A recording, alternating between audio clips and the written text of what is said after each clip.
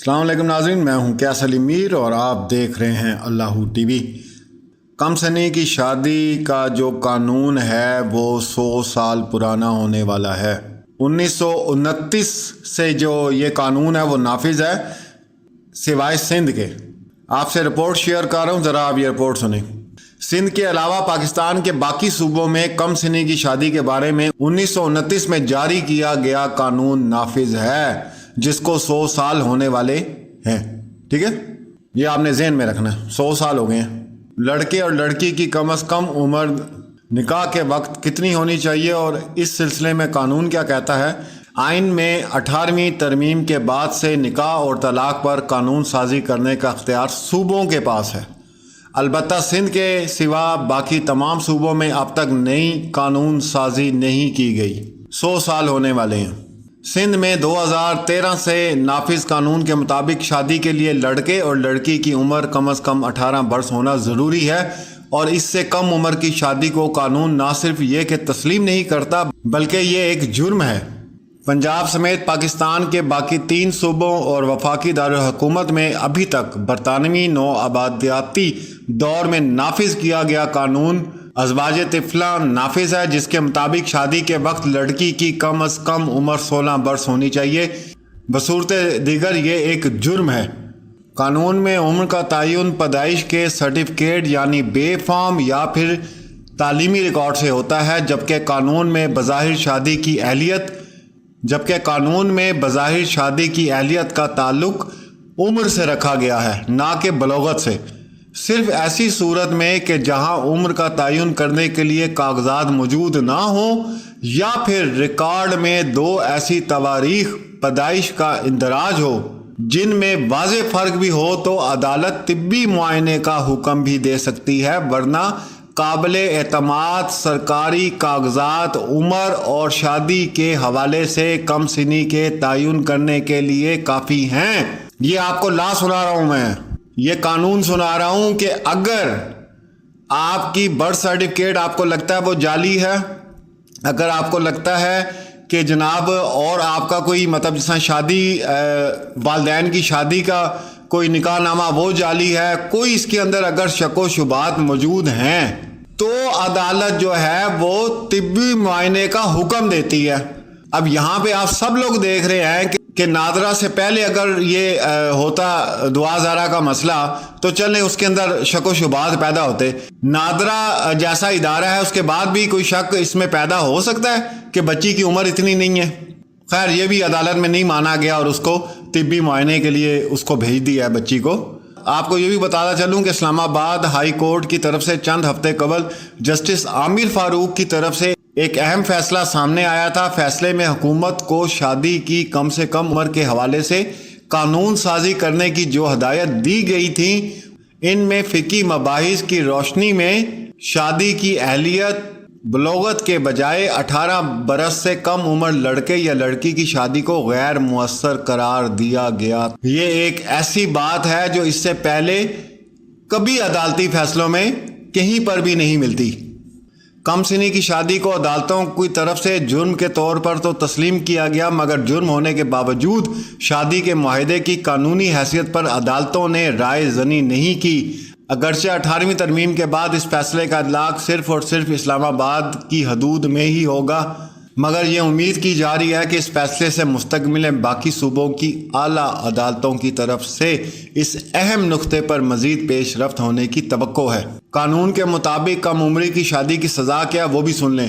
سندھ کے سوا پاکستان بھر میں رائج ازواج طفلہ کے قانون کے مطابق کم عمری کی شادی کرنے والے والدین یا سرپرست یا 18 سال سے زیادہ عمر کے دولہے کو 1 ماہ قید اور 1000 روپے جرمانے کی سزا دی جا سکتی تھی۔ پنجاب میں ایک ترمیم کے ذریعے مارچ 2015 میں اس سزا کو بڑھا کر 6 ماہ قید اور 50,000 روپے جرمانہ کر دیا گیا تھا۔ 2015 میں اس میں ترمیم ہوئی تھی۔ سندھ میں 2013 میں اس قانون کو ختم کر کے نیا قانون نافذ کیا گیا تھا۔ سندھ میں نافذ قانون کے مطابق کم سنی کی شادی پر والدین، سرپرستوں اور باقی سہولت کاروں کو 3 سال تک قید اور جرمانے کی سزا دی جا سکتی ہے۔ سندھ کا یہ لا ہے کہ اگر کم سنی کی شادی ثابت ہوتی ہے تو پھر والدین کو بھی 3 سال کی جو ہے وہ قید ہوگی، اور جو ان کے سہولت کار ہوں گے چاہے وہ نکاح خواہ ہیں یا کوئی بھی ہیں ان کو بھی 3 سال کی قید ہے۔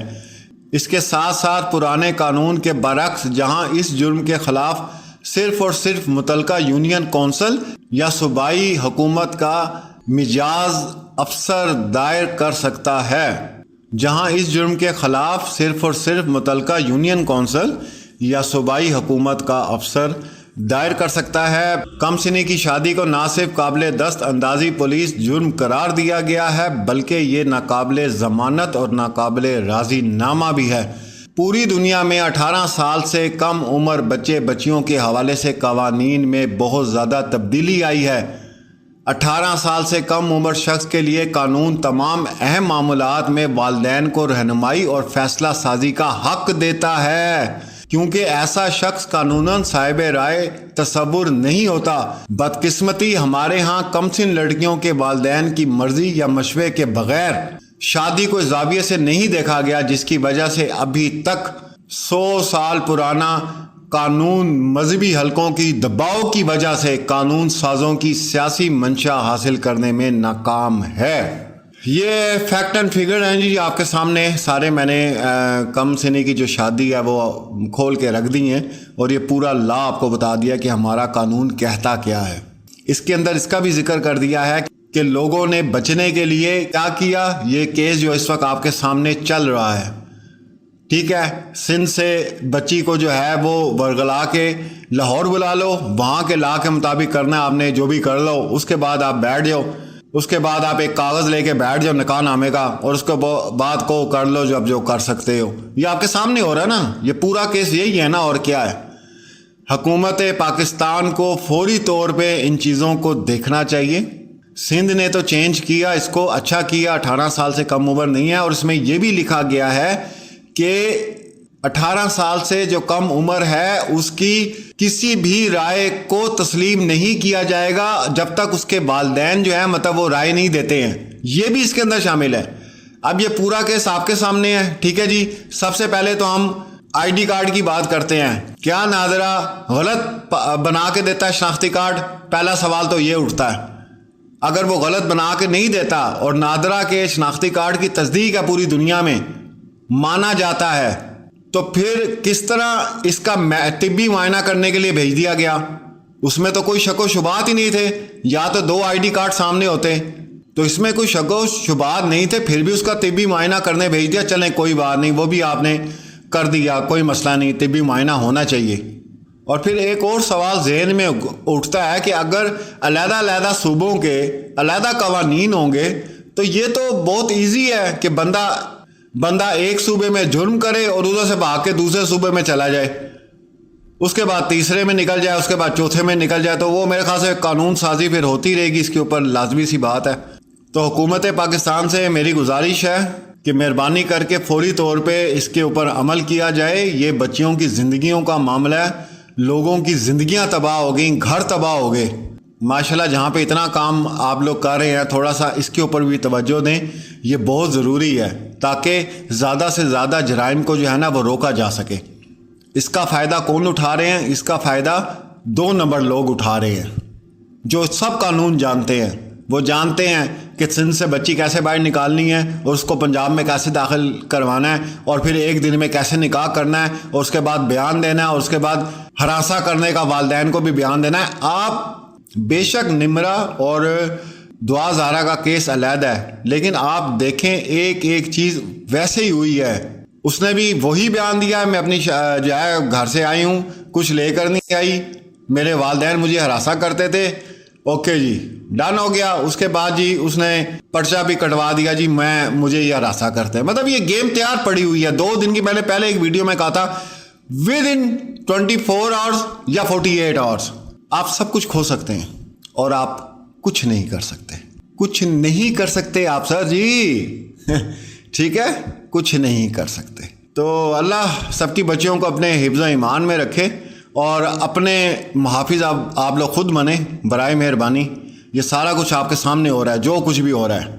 آپ اپنے گھر کے سب سے پہلے جو ہے نا چوکیدار بنیں، آپ اپنے گھر کے پہلے پولیس آفیسر بنیں، آپ اپنے گھر کے وکیل بنیں، آپ اپنے گھر کے جج بنیں، تب یہ چیزیں رک سکتی ہیں۔ اس کے علاوہ ساری دنیا دیکھ رہی ہے کہ ماں باپ ترس رہے ہیں اپنی بچی کو سینے سے لگانے کے لیے، اور کیا ہو رہا ہے، اور لوگ اس کے اوپر ایسے حاوی ہوئے ہیں جیسے پیدا بھی انہوں نے کیا ہے، اولاد بھی وہ ان کی ہے۔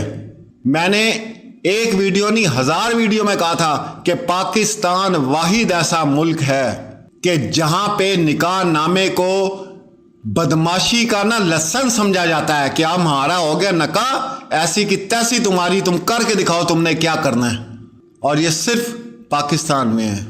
سدا آباد رہیں۔ اللہ حافظ۔